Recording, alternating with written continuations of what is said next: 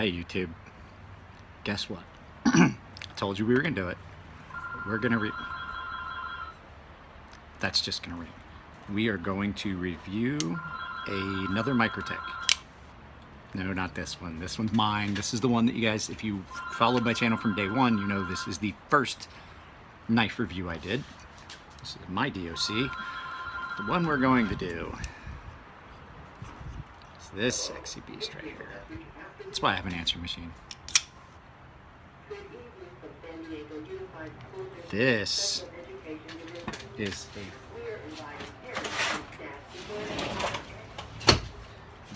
a Marfione. This is a full custom Marfione DOC kill switch in Elmax with the, pretty sure it's Elmax.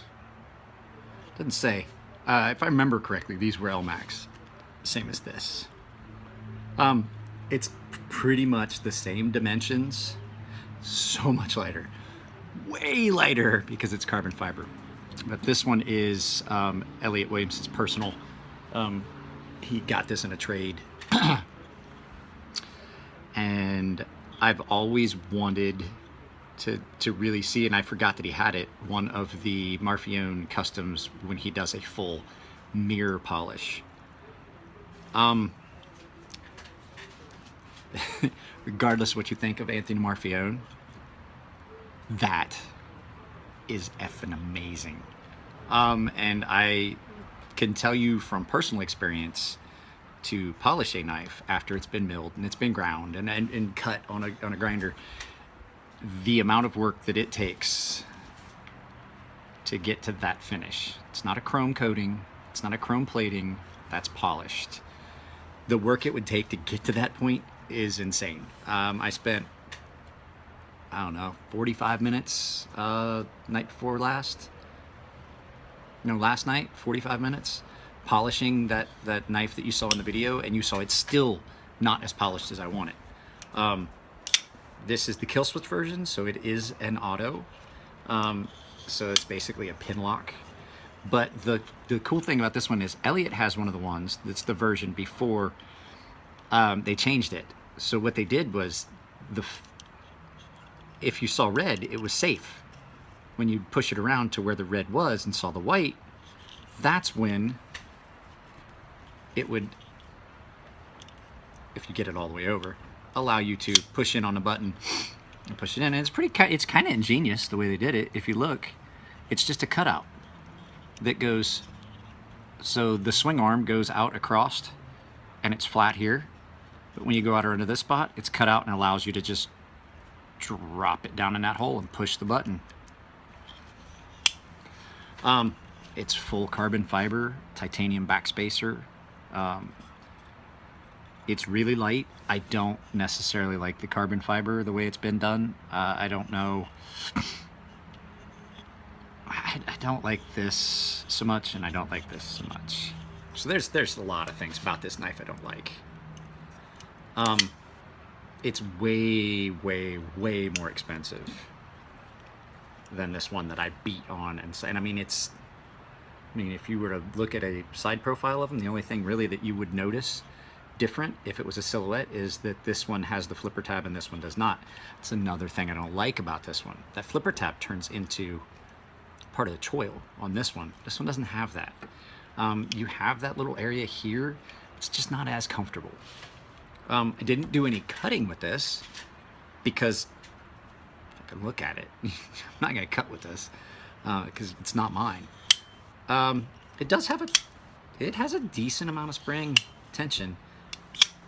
You can see it rocks my hand when I do that. But yeah, the features of this knife are basically the same as the features of this knife, even down to the hardware. The only thing I will say is the pivot on this one, you can put if you find the right size Allen wrench, you can put it in there and then tighten it that way. Sorry about that, everybody. My wife called while I was in the middle of explaining the pivots on these knives. I had the tools. I had a set of tools for this, and you get two of these little triangles. Well, I bought two of them, I should say. My knife I only need the one because if you put, I can't remember what size it was. I can't remember what size Allen wrench it was. You can put it in, you can use that, tighten it down, and put the tool on the other side. And then you're able to take that knife apart, put it back together. This one, however, we found that out. I took the tools at Elliot's shop. I could take all these screws out. We couldn't get the pivot out because it's in there. It's Loctited in. And all the screws on it are Loctited in. But the Allen wrench that I used on this one is a different... the Allen wrenches won't fit. They've made it just enough off that you can't get an Allen wrench in there. So, yeah, that's a small difference. The back spacer is fundamentally the same. Lanyard holes the same.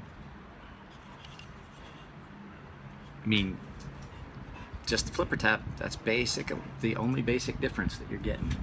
And the weight. Now, I will say that uncharacteristic of what you hear, this knife is not straight. The grind is off just a hair, but to tell you the truth, so is this one, and I fixed it. This one is got the nightmare grind. This one does not. I honestly don't like this knife. I think for your money, unless you're just like a collector, which I'm not a collector, this knife is kind of a waste of money. It's a lot of money. I can appreciate the beauty of the knife. I can appreciate the work that went into it, and all of the little features that went into it. But now that I've gotten to hold one of the Marfione customs with the full, you can see I've wiped this down twice now. You can't keep it clean. It is just for looks, but my goodness, is it mirror polished? Look at that. It's like the infinity thing where you look down the hallway and stuff at the doors. I will say I do like the fact that it's really, really, really light. The jimping. Now, the jimping on it feels a little more aggressive, but I don't think it really is, because I'm looking at it and what I'm seeing is the fact that I have basically worn that jimping off over the last couple years, just like I wore the skate tape out and have worn the anodizing off all over it, because like I said, it gets carried a lot and it gets resharpened fairly often because it gets used a lot, because it apes through boxes like nobody's business. This thing, I imagine this one and it's hollow ground, I bet this one would be even better. This thing will tear up cardboard all day, and then you just gotta resharpen it because it's Elmax. It's pretty easy. Kissing cousins.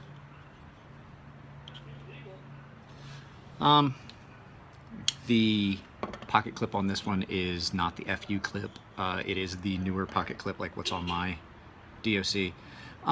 But when I'm looking at it, one of the things that really that I'm looking at, not to be too hypercritical, but you know, it's a custom knife. And you're probably not gonna be able to see it. There's a lot of where that carbon fiber just doesn't look like it looks like it was coming apart. And yeah, it almost looks like wood, like when you look down at old wood and it's starting to come apart. That's what it kind of looks like, and it's in the areas where it's been beveled over and rounded over. So I don't know, I got some carbon fiber handles that I haven't finished sanding yet. Maybe they're gonna turn out like that. Maybe I'll have to come back and apologize, like, oh, sorry guys, it's just the fucking way carbon fiber is.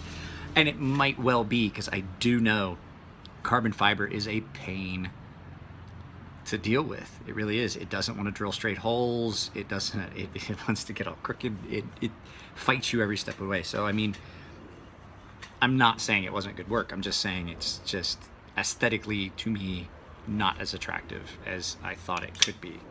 That other Chris's Marfione custom, the sigil, the carbon fiber on that was gorgeous. This one just, it looks like a wood grain in it that is rough. It's not smooth. I mean, even to touch it, you can feel it's got rough, and there's a lot of inclusions and holes and stuff in it. Yeah. So that is our second full custom Marfione that we've had on the channel. And I say we, because it's not just my channel anymore. You guys have, I have people that, a person that is paying for my content. So I don't want to think of it as my channel anymore. It's our channel. And if you are a subscriber, it's our channel. And I appreciate you guys' comments. It's got a good spring. So, that being said, I have not decided what the next giveaway is going to be. There's a chance that it's going to be that. I may just go ahead and give away that knife that I started. That's going to be the